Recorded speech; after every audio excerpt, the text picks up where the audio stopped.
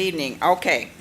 I'm on behalf of the Board of Education of the Dearborn Public Schools. I'd like to welcome Samraa Luqman to this interview for the appointment to a seat on the Dearborn Board of Education as well as the Henry Ford College Board of Trustees.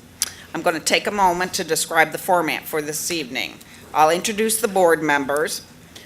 The interview process will take up to 15 minutes, and we will display the time in the 3-minute and 1-minute countdown. The questions are going to be posed by myself.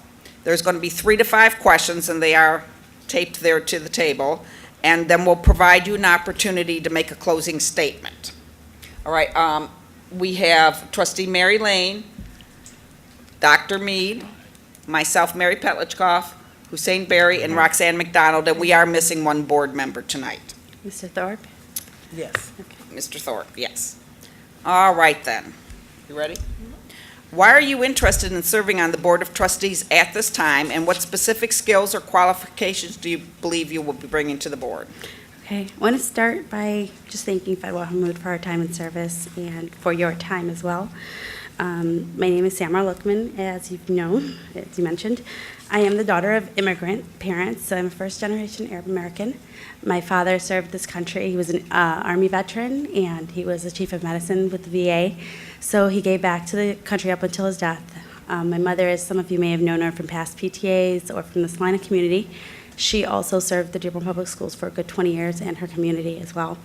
As far as public service, I've worked in public service my entire life. I started with, my first job was as a volunteer with the VA. I went on to become a tutor with local community organizations. And then from there, I've worked in the school systems with charter schools. I also ended up going into management with Global Educational Company for school management. I continued with Salina PFSO, American Yemeni Women's Association, which I was a board member of. And I went from there back into public service with the VA, Social Security Administration, and I also worked with Quicken Loans. Speaking up and providing services to the Dearborn residents has always been a passion of mine, especially for those who are marginalized or underprivileged or needy, whether it's been on environmental, traffic issues, school, health concerns. I've been engaged and at the forefront of many of these issues. And it hasn't been just to the South Dearborn community's benefit. When I help provide social services like home economics classes, Arab and English language proficiency classes, those benefited the general public. When we spoke out about environmental issues, it was also for the general public. So that pretty much covers my intent. I would like to continue working in that realm. Oh, you're done? I got distracted. How do you see the role and responsibilities of a member of the Board of Trustees? I believe the board members' roles and responsibilities are to provide the best possible education, both for young students and adults, to promote lifelong learning through sound budgeting, infrastructure, logistical decision-making, implementing mandates, especially with what's going on right now with the new reading law. And it's working with, obviously, the direction and coordination with the supervisor and the director of college.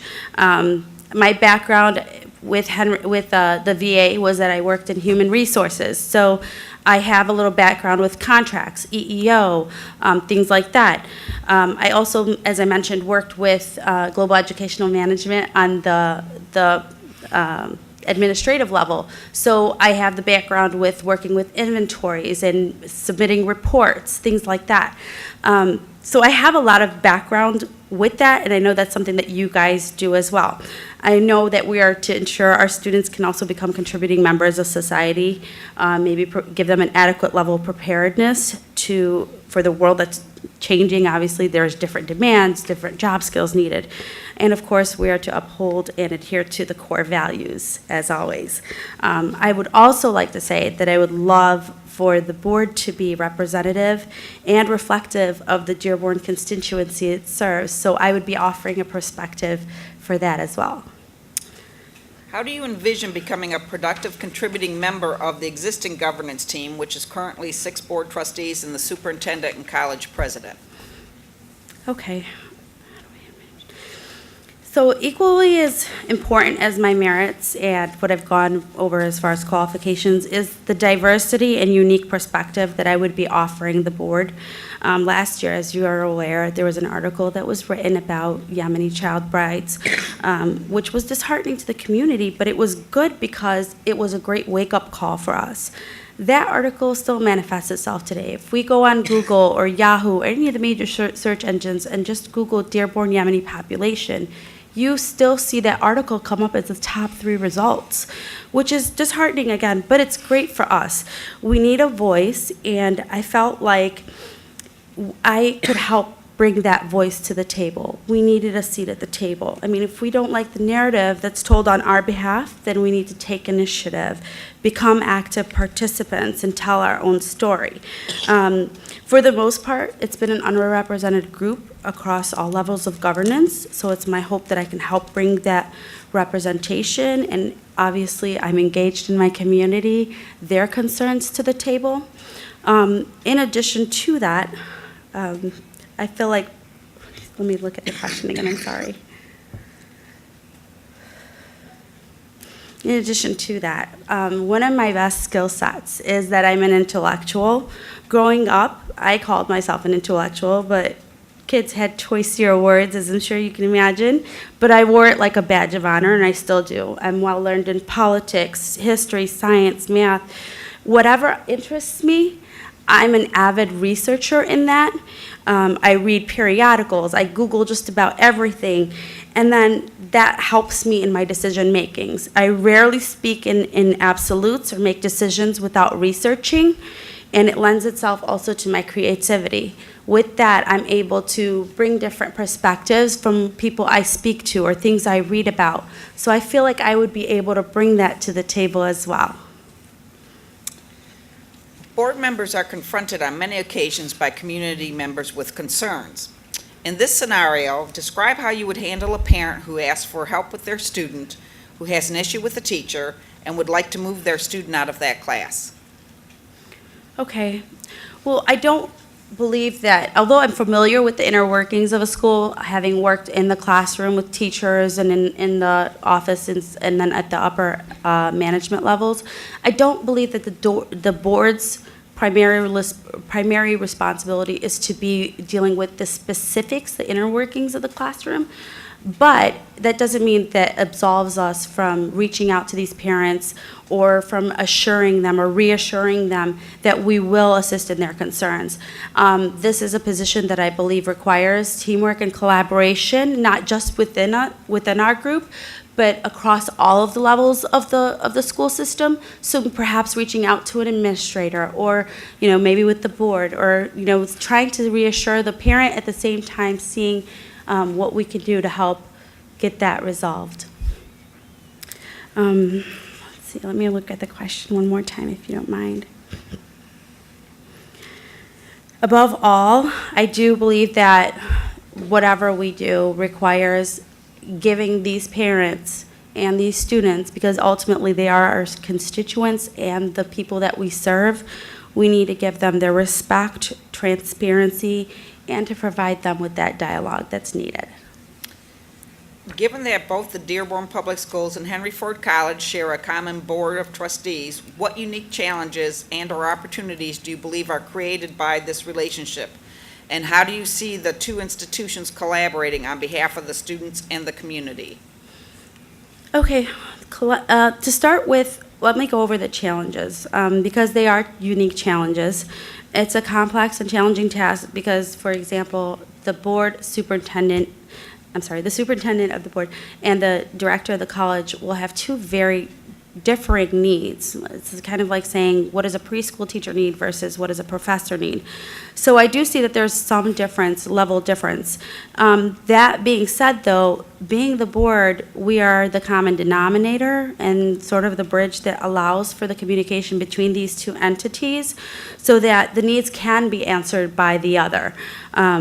Additionally, you have the job market and industry demands that make it incumbent that we create parallels between the public schools and the Henry Ford College or the higher education facility so that we can meet those demands.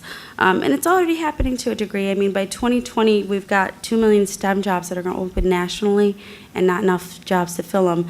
Dearborn's taken great initiative in trying to alleviate that. So I do commend you on that, and I wish to help further that. I do have a background in technology, a very strong background in technology, and I do feel like that I could bring that to the table as well.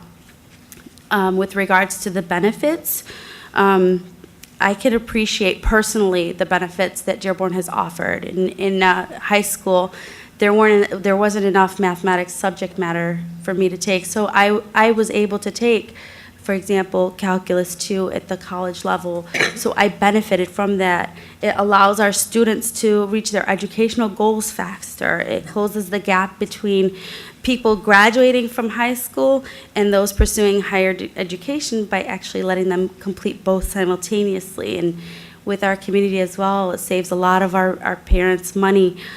So it gives those students an amazing opportunity to excel and become contributing members of the society. All right, then.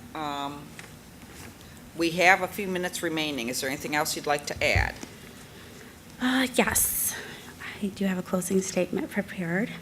Above all the things that I have to offer, this needs to be stated. I am a mother of 2 children. They're my babies in my world, and like every good mother, there's nothing more in this world that I care about than making sure they have a world that is a better place and given the best opportunities to excel. I know that the board has a very tough decision, what with all the outpouring of tremendous candidates before you, but I'm confident you all will select the one that's best suited for the position. It's my hope that that person can offer a unique perspective, adequate representation of Dearborn constituency, and whose experience can enhance the impact of your current resumes. I do want to say that I know that sometimes you look for specialized qualifications in people, like education or finance or social services. My background encompasses that. I have an HR background, so I know I'm familiar with unions. I have a background in education management and in the classroom. I have a background with finance, so even to this day, I have a license with real estate where I assist people in budgeting and creditworthiness. So I have an all-encompassing resume, and I feel like that is something that's rare that can be brought to the table. With that being said, I humbly and I respectfully thank you all for your time and know that this has been a pleasure on my part. Thank you. Okay, and we appreciate your interest in the vacant board seat. We're considering 9 applicants for the position, and we will let you know in a timely manner where you stand in our appointment process. Thank you so much. Thank you.